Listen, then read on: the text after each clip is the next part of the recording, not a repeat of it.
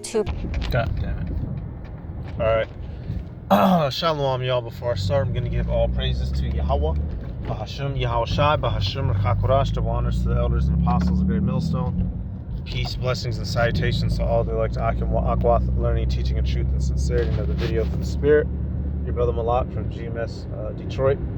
Man, this video right here, y'all. Man, I'm just keeping a whole buck. I was watching this. I was in the damn. I was at work all day. I was in the I was in this bitch shouting. The whole point of this video right here, it just goes to show you that the so-called white man's system of oppression, it's far-reaching, y'all, and it's deeper than just him calling you the N-word. This guy is just he's such a diabolical force down here. If the so-called white man could, he would put water in slavery. Like, he would put chains on water. You know what I'm saying? This guy is he's diabolical. And everything that he does, it breaks down life from every angle. And in particular, per usual, the people that he loves to specialize in oppressing is you so-called Negroes, Latinos, and Native Americans, which is how we know, one curse among many, that we are the Israelites. Esau, Edom, the so-called white man, is our antithesis, our mortal enemy, the great antagonist. All right, and so this video, it highlights how Hawaii and Puerto Rico, more to the focus on Puerto Rico, it was a luscious, grand island, literally port of riches. But since the so-called white man got his hands on it, he put it in a position to where he extracts the wealth from the people. Here it is, they live on a very fertile land, but the majority of their food gets imported, therefore cutting them off from having any sovereignty or power. So I'm gonna let it play. I'm gonna get a couple scriptures.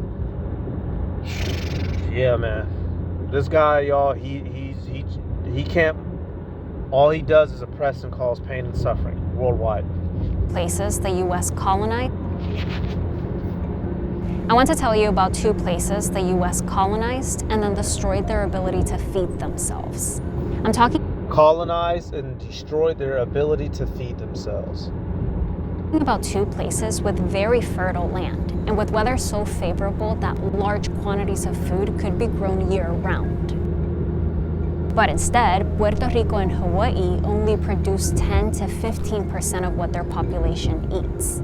This means they're dependent, mostly on the United States to send them food. Put simply, if boats don't arrive, Puerto Ricans and Hawaiians don't have enough food. Millions of Hurricane Maria. Y'all, that don't even make logical fucking sense. Imagine being a fish in the water, complaining that you can't get no water.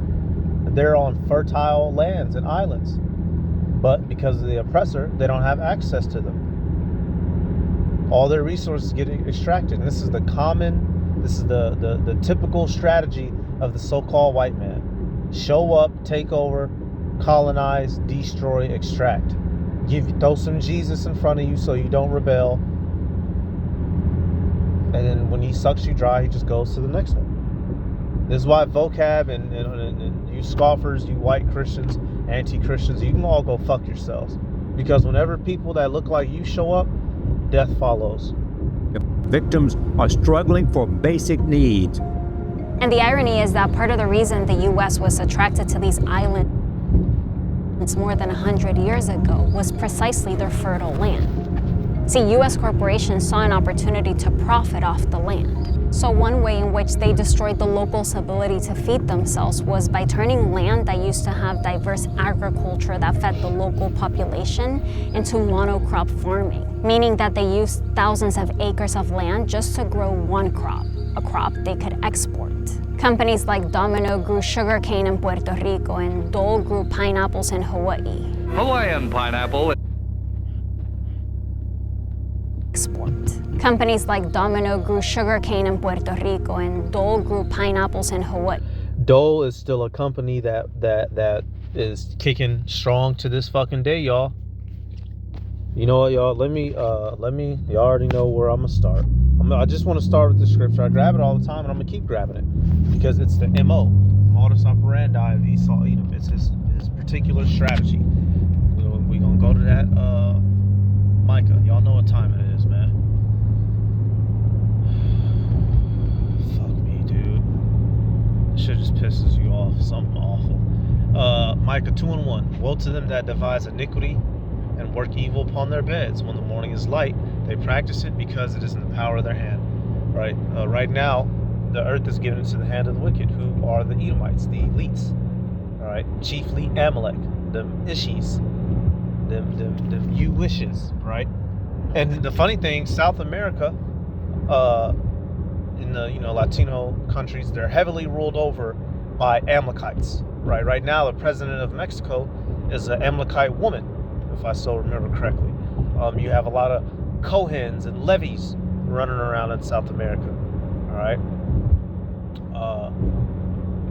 These people, because they have the power, they love to oppress. They take advantage of everything and everybody around them, brutally so, right? Verse 2. And they covet fields and take them by violence, and houses and take them away. So they oppress a man in his house, even a man and his heritage. And that's what's literally happening here. Literally oppressing someone in their very own homeland. Taking advantage, coveting the fields, the resources, what the land can provide, sucking it dry, and leaving the people there with nothing but poverty and death. And then you blame them and call them, violent and criminals, but you came and wrecked shop on them. It's insanity, y'all. It's literal insanity. Dole grew pineapples in Hawaii. Hawaiian pineapple is acknowledged the finest. Over decades, these companies exported millions of pounds of these goods and raked in billions of dollars. But then plantations started shutting down in Hawaii, and that's when tourism became the moneymaker. Aloha nui loa. We're glad you're here and want to make you welcome. Developers covered farmland with concrete. In which we know, the inhabitants of Hawaii are Japhites, so we not, fuck them. We dealing with Northern Kingdom, right? Ephraim, out of Puerto Rico. And diverted water from family farms to resorts. But in Puerto Rico, there's still enough farmland available to feed the majority of. So the farmland that was in Hawaii, it got turned to tourist land. But in Puerto Rico, that land is still being used for farmland. Come to find out. The population. That's because 10 years ago, the government set aside hundreds of thousands of acres for agriculture. But as tax breaks and ocean views attract outside investors, there's a land grab threatening agriculture in Puerto Rico. So we're going to be jumping to a couple of key points. So she said, y'all, there's hundreds of thousands of acres of farmland in Puerto Rico. But guess what? The Ephraimites don't have any access to it. Why? Because this man rules over the earth with vigor and covet fields and take them away, and houses and take them by violence. Why don't the original inhabitants of that island still have authority over that land? Why? Because people showed up with muskets and swords and armor and made sure they no longer had authority. And we're still feeling the repercussions of that to this day. And loving Jesus doesn't make that go away. Just turning the other cheek doesn't make it go away either. God damn it. Fuck you, Christians. So-called.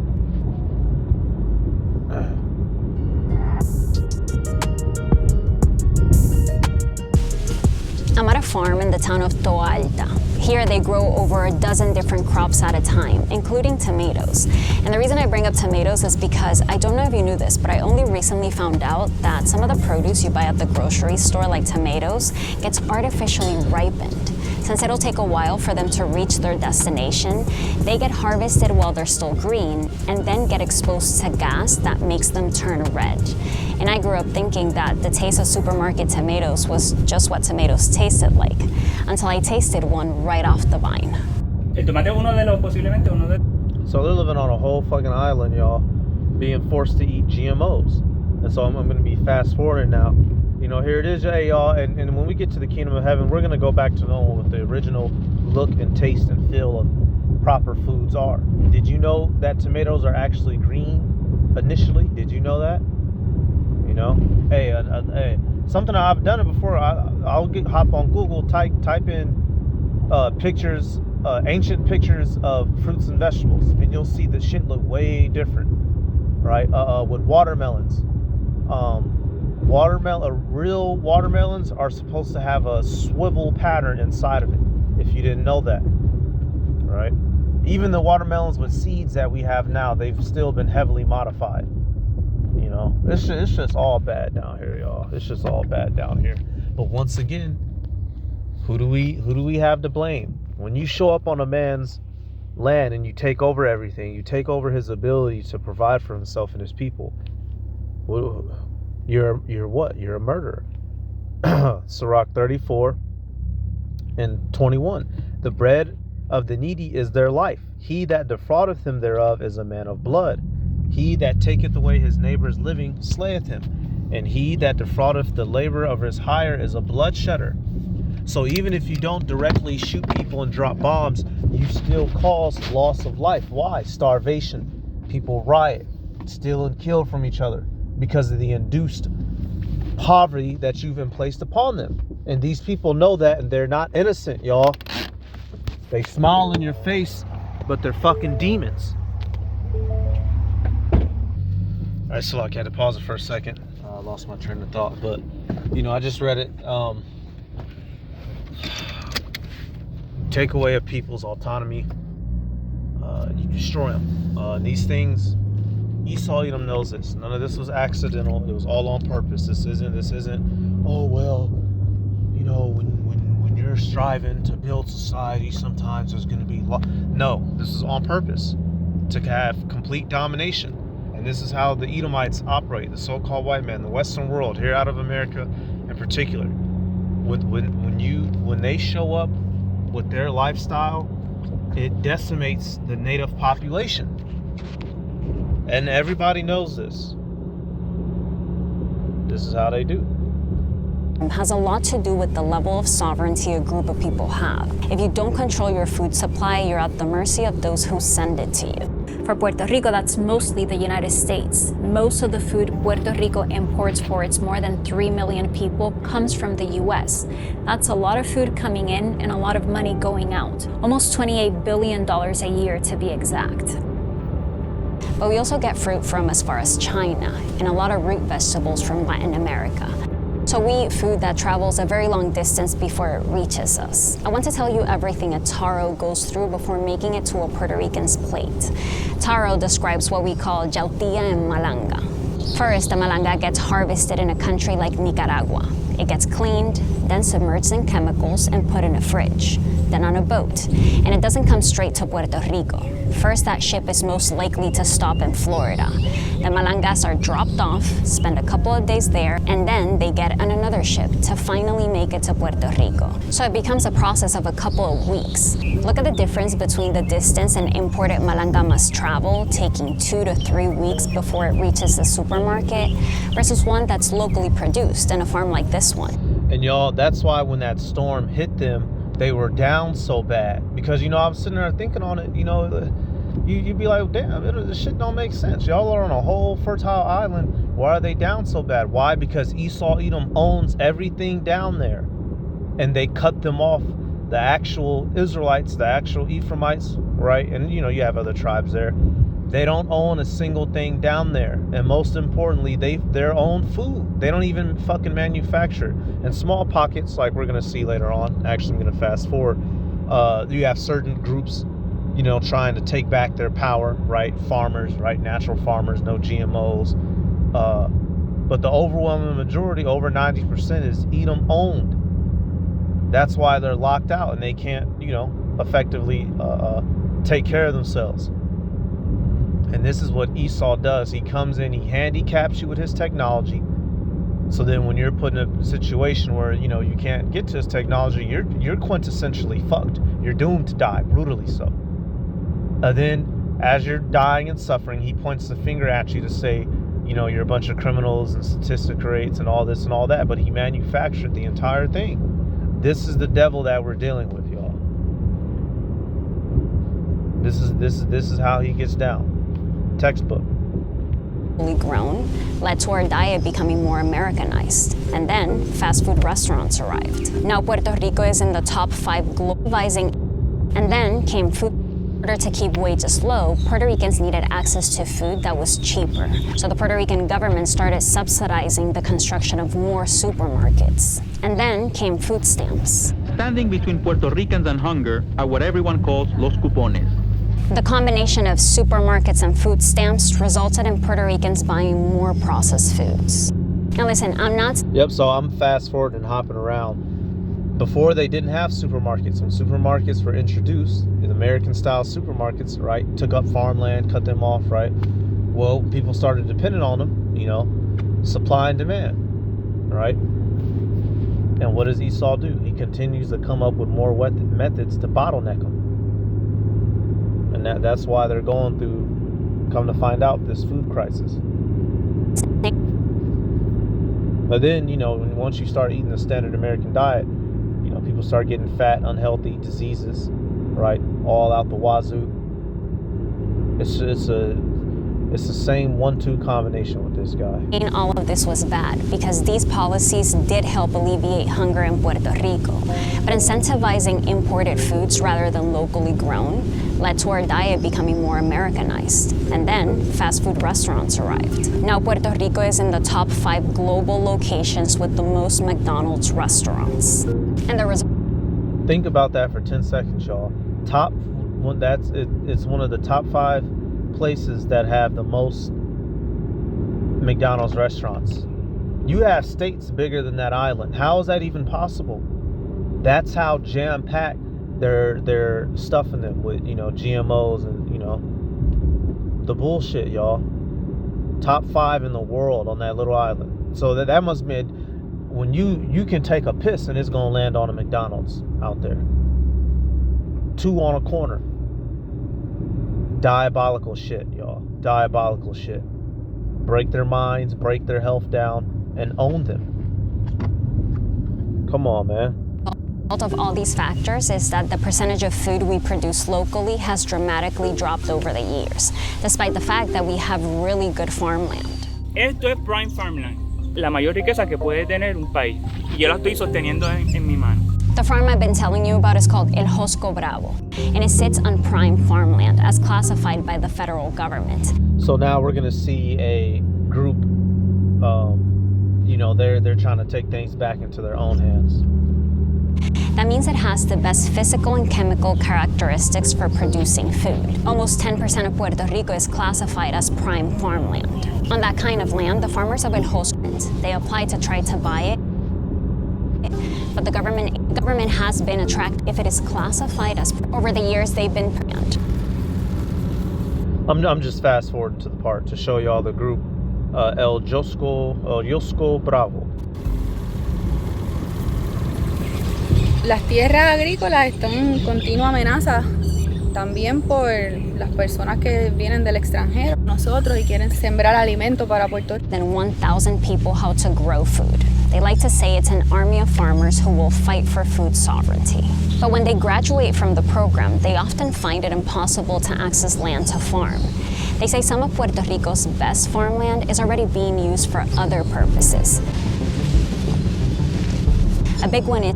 So here it is, Esau, you know, he's holding the land hostage, and he's not even using it to farm. He's using it for other miscellaneous bullshit, which he could give to the people to help, but he's not going to. Why? Because he's a demon. Industrial solar projects. Now here's the other conflict, because Puerto Rico needs to generate more electricity to meet the population's needs. But the activists who have been advocating for renewable energy say the government should be putting solar panels on top of roofs, not farmland. They propose a decentralized model where Puerto Ricans produce their own energy rather than one company controlling. Decentralized, meaning not one group controlling everything. And Esau Edom doesn't like that. He likes everything to be centralized. He has control and monopoly. The supply and therefore receiving all the profit. The largest project being built is Zero One. Zero One says they will incorporate agriculture as part of their project, while activists say that they're damaging the land. See, preserving the soil is a big topic for farmers in Puerto Rico, especially those who practice agroecology, like at El Josco Bravo. La tierra es la única verdadera fuente. The earth is the only infinite source of wealth. That's what he's saying in Spanish. Fuente infinita de riquezas. La única fuente infinita de riquezas si se trata bien. Si se trata mal, la perdiste mañana. At El Josco, they don't use pesticides or chemical fertilizers. They plow the land with oxen rather than heavy machinery that can remove topsoil, and grow a variety of crops that they rotate to give the soil a chance to regenerate. And they're not the only ones. According to They grow a variety of crops that they rotate to give the land a chance to regenerate. Where do they get that custom from, y'all? Where do they get that custom from? Because American farm, Edomites, the so-called white man, doesn't practice that. He will farm a land until its dick falls off. Why are the Puerto Ricans shifting their land of planting? I wonder why.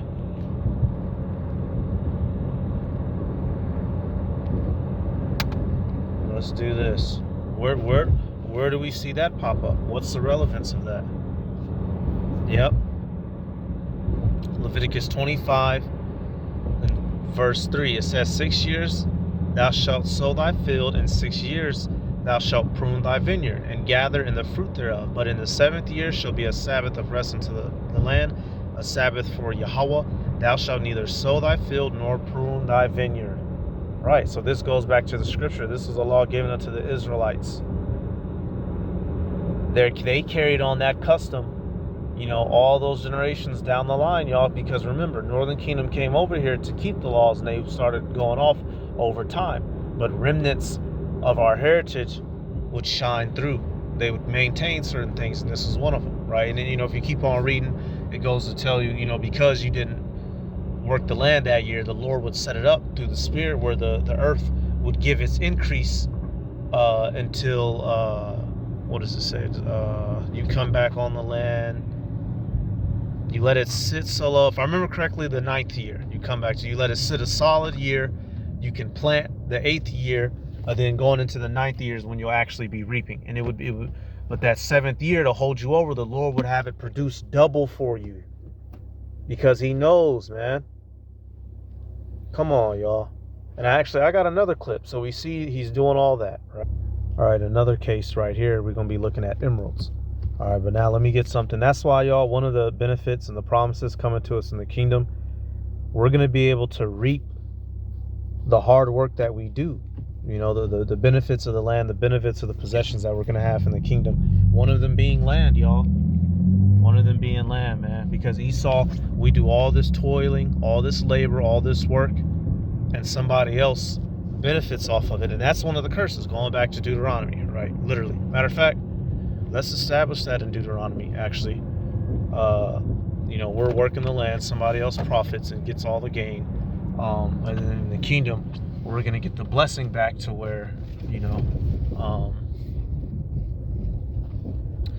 all that hard work that we do, it's going to be for us. We're going to have our slaves working, but you best believe, hey, we're going to be getting it in.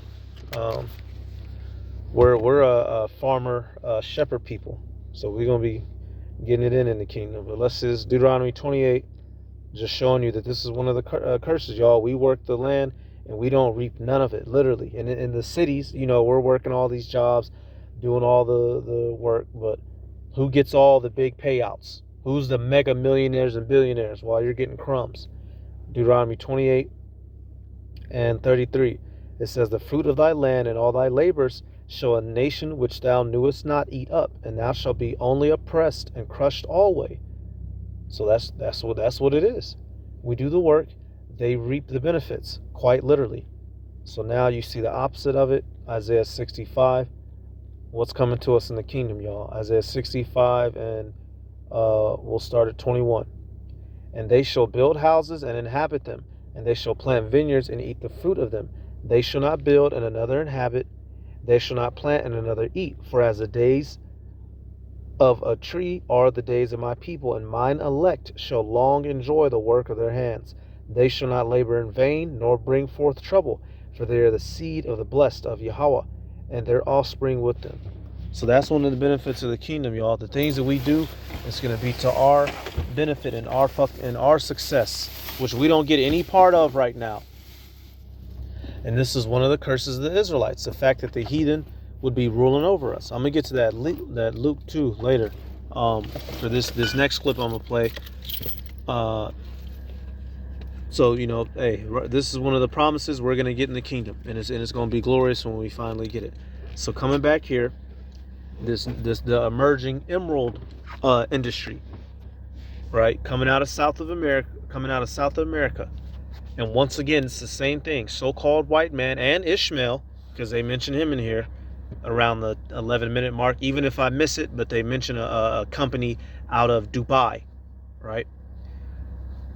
They find mines of resources from our people. They take it, make all the money, while we might make, man, y'all, I don't know if I'll find it. The lady said something in here.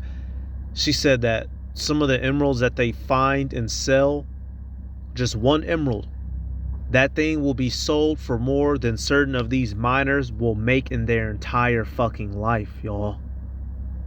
Come on, man. This pile of dirt came from one of the most valuable emerald mines in the world. Hundreds of people scavenged through waste by hand to uncover a few tiny stones.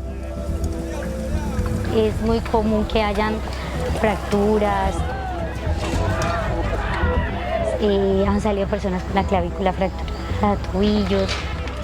For Nidian, it's worth the risk. She used her last big score to pay off her debts and buy a home.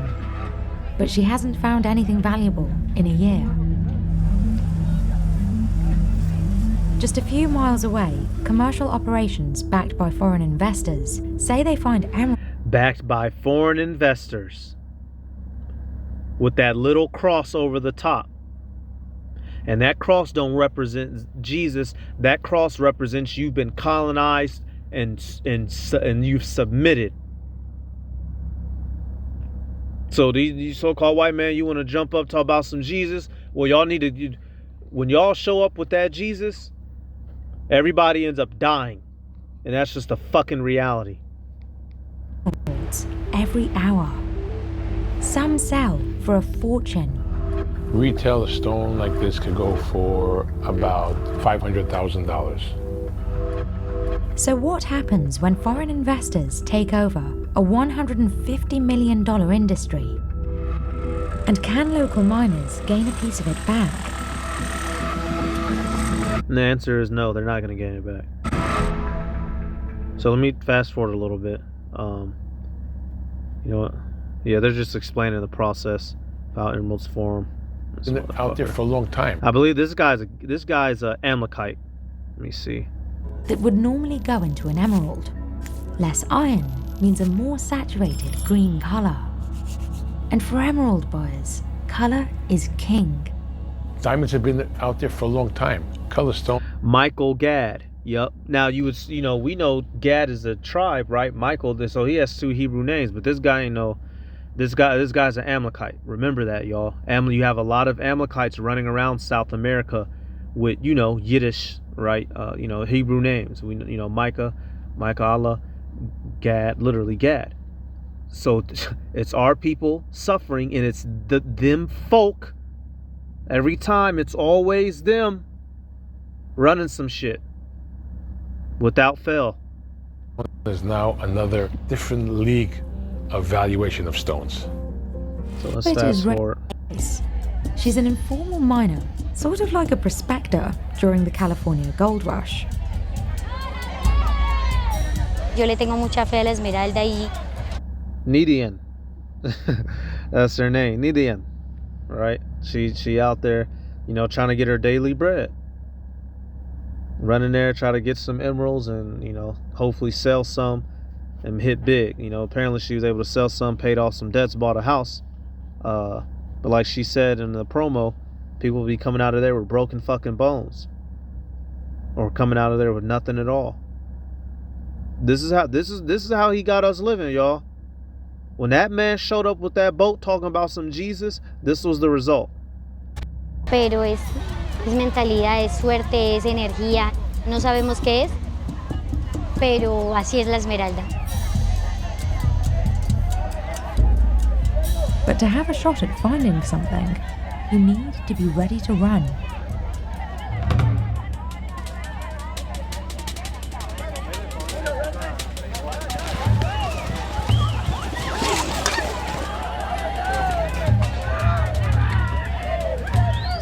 And notice it's a lot of women, because, you know, down there, down there, women actually have to work for real. You know, you fucking spoiled ass first world country ass goddamn Meg Thee Stallion listening fucking Nissan Altima driving bitches up here in America. You just a great humbling is coming to the Western woman, I'll tell you that. Y'all bitches gonna be out here like this.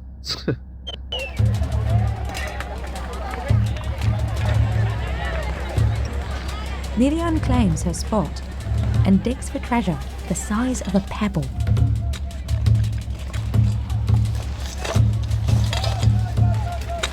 This debris comes from the nearby Puerto Arturo mine, which is back. So I'm actually fast forward, right? She didn't end up getting anything that day, but I want to fast forward to some statements that she's gonna go on to make later. It catches up with her right afterwards. She gets home, chilling with her family. She's actually a quite beautiful woman, actually, as a matter of fact. For another few weeks.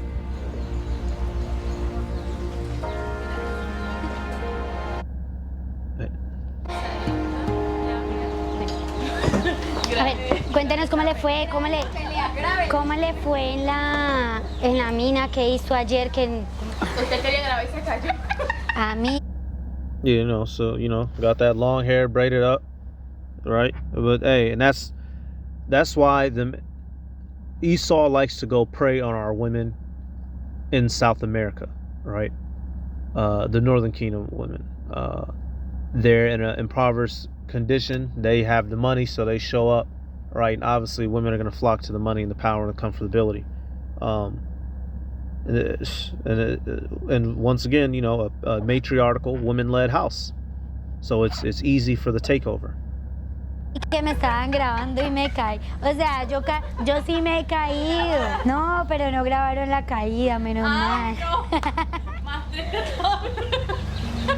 Ahí sí me hubiera vuelto viral.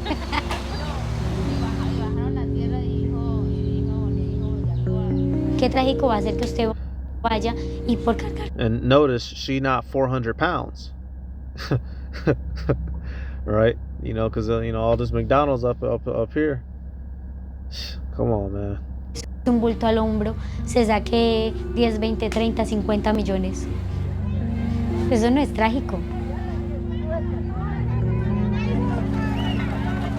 Trágico es uno trabajar en una ciudad. Now, she was talking about the fact that she didn't make any money that day, but she said it's not tragic. She said, you want to know what is tragic? Tragic is working in some city for 8 hours a day. 8 horas diarias, incluso a veces yo he llegado Even sometimes I once worked 12 hours. a trabajar 12 horas por un salario. Eso sí For es a- triste. Eso sí es trágico. For a salary. Now that's, what she say? That's sad. Now that is tragic. Son of a bitch. But what she was basically saying, y'all, she said, I'd rather be in that mines trying to get them emeralds than to be working in the city like a fucking slave. That's what's tragic. And quintessentially, y'all, hey, that's what up here in the Americas, that's the trade-off. In the first world countries, you know, you can be out there working in the mines in a third world country, or you can be a corporate slave here in the first world country.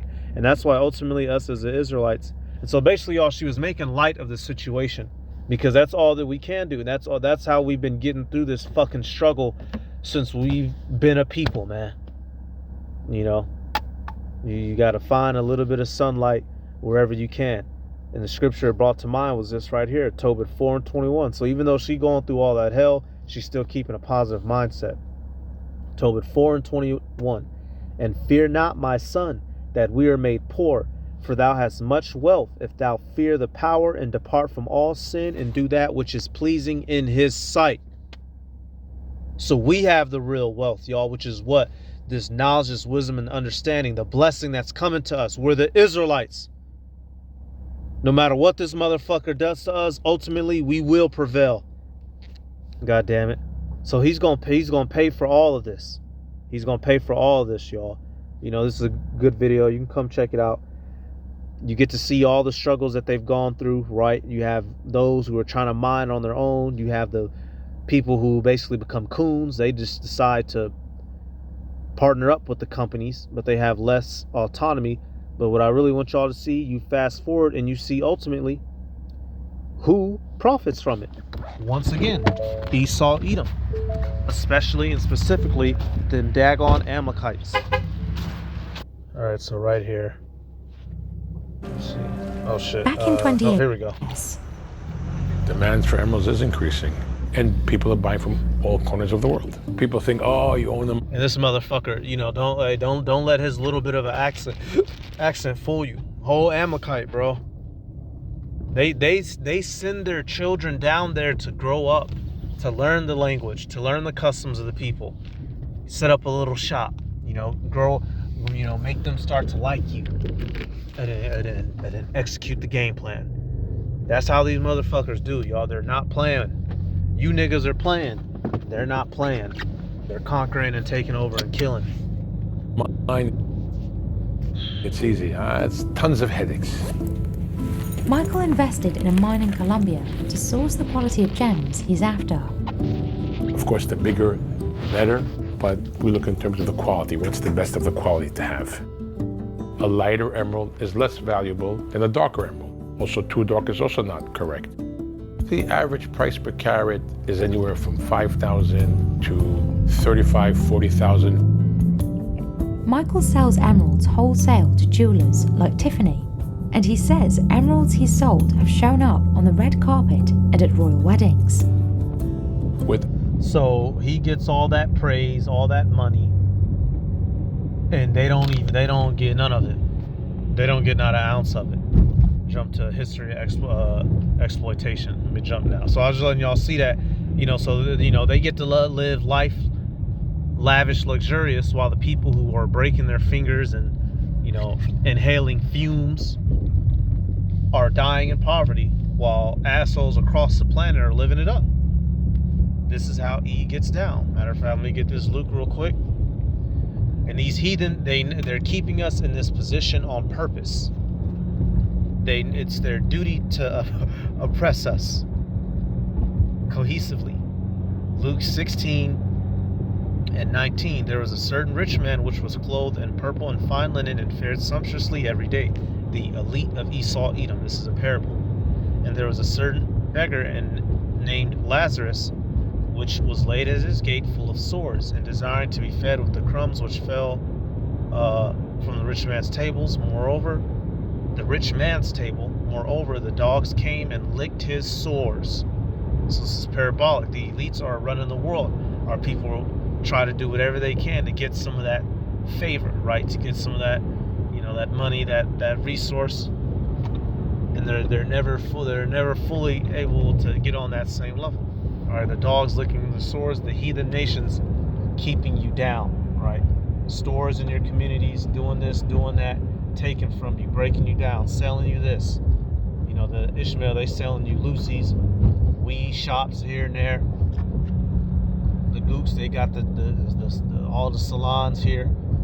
They're all assisting in keeping you down, making sure you never come to power. This is on purpose. License to 2050. While the industry is modernized, in many ways it hasn't changed. The cycle of exploitation dates back 500 years. In the 16th century, Spanish conquistadors forced indigenous people and enslaved Africans to work the mines. Who? Not the white man. The white man enslaved people and worked them to death? No way. The Spanish coveted valuable deposits, and lavish emeralds made their way to crowns and jewelry around the world.